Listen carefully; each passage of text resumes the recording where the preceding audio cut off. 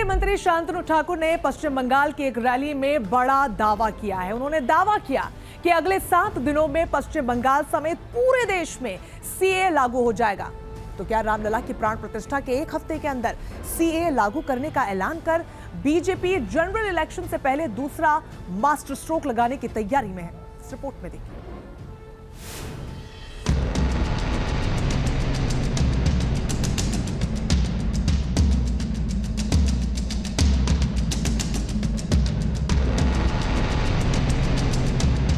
আগামী এক সপ্তাহের মধ্যে ভারতবর্ষে সিএ লাগু হবে এই গ্যারান্টি আমরা আজকে এই মঞ্চ থেকে দিয়ে গেলাম।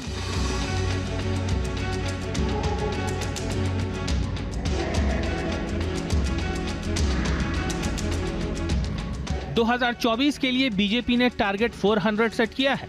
पीएम मोदी के चेहरे और गारंटी के साथ बीजेपी का एजेंडा लाउड एंड क्लियर है। बीजेपी ने मिशन 2024 के लिए सिटीजन अमेंडमेंट एक्ट यानी सीएए को गेम चेंजर फार्मूला मानकर इसे चुनाव से पहले लागू करने की रणनीति पर अमल करना शुरू कर दिया है।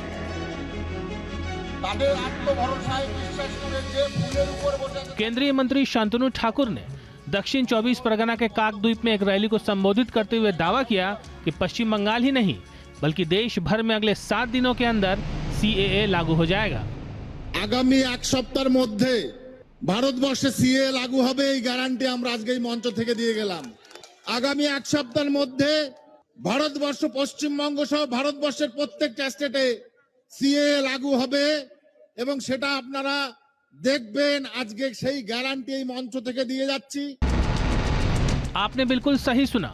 सिटीजन अमेंडमेंट एक्ट यानी नागरिकता संशोधन अधिनियम 7 दिन में लागू हुआ तो बांग्लादेश से आए हिंदू शरणार्थियों के लिए सुरक्षित भविष्य के द्वार खुल जाएंगे। पाकिस्तान से प्रताड़ित होकर आए हिंदुओं को सबसे बड़ी राहत मिलने वाली है। अफगानिस्तान से भारत पहुंचे सिख शरणार्थियों के लिए भी नया सवेरा आने वाला है।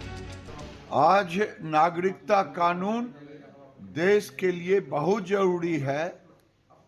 अगर ये नागरिकता कानून नहीं बनेगा तो पूरे दुनिया से हिंदू को मार काट गैर मुस्लिम बांग्लादेश से देखिए आए थे सिख भाई। अगर कानून नहीं बने तो क्या होगा? इसीलिए ये कानून बंगाल में टीएमसी के कलेजा पर चढ़ करके लागू किया जाएगा। सीएए लागू होने से 2014 तक अफगानिस्तान, पाकिस्तान और बांग्लादेश से आए 31,313 शरणार्थी सीधे सीधे भारतीय नागरिक बन जाएंगे। इसके अमल में आते ही बीजेपी को अपना वोट बैंक बढ़ने की उम्मीद है क्योंकि ये एक भावुक मुद्दा है। 3 देशों से आए प्रताड़ित लोग और बालिग हुई उनकी नई पीढ़ी सभी नागरिकता हासिल करने के बाद बीजेपी के एहसानमंद होंगे और ये सबसे बड़ा दाव होगा पश्चिम बंगाल के लिए, जहां बीजेपी का आधार छोटा है, जिसका विस्तार सीएए लागू होते ही हो जाएगा।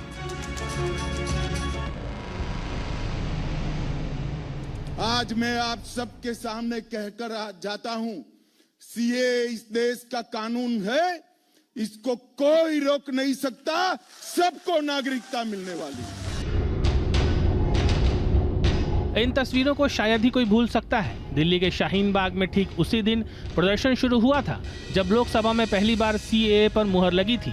ये बताने की कोशिश हो रही थी कि भारत सरकार नागरिकता के मुद्दे को धर्म से जोड़ रही है और इसे मुस्लिमों को टारगेट कर उन्हें दूसरे पायदान पर धकेल दिया जाएगा।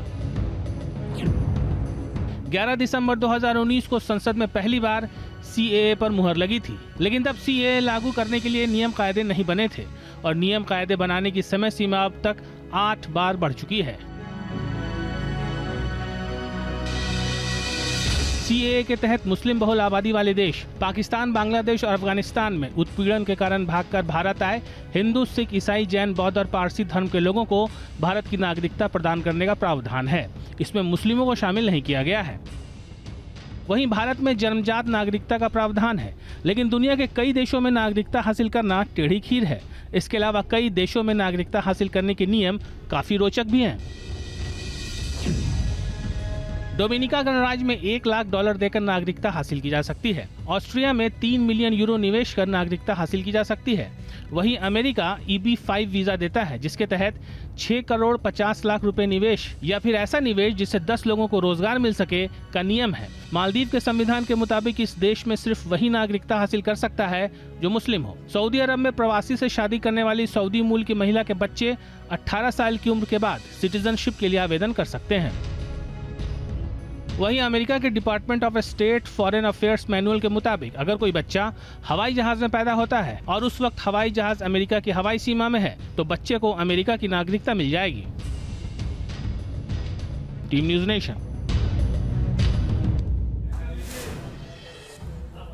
तो रिपोर्ट आपने देख ली, समझ लिया कि सीए होता क्या, लेकिन इससे फायदा क्या होगा, किसे फायदा और कैसे होगा, इन तमाम सवालों के जवाब अब विस्तार से हम आपको ग्राफिक्स के जरिए समझाते हैं। देखिए, सबसे पहले ये समझिए कि सीएए से किसे नागरिकता मिलेगी। तो जवाब है, इससे पाकिस्तान, अफगानिस्तान और बांग्लादेश में प्रताड़ित हिंदू, सिख, बौद्ध, जैन, पारसी, ईसाई समुदाय के जितने भी लोग हैं भारत के नागरिक वो बन सकेंगे। तो ये बड़ा फायदा है।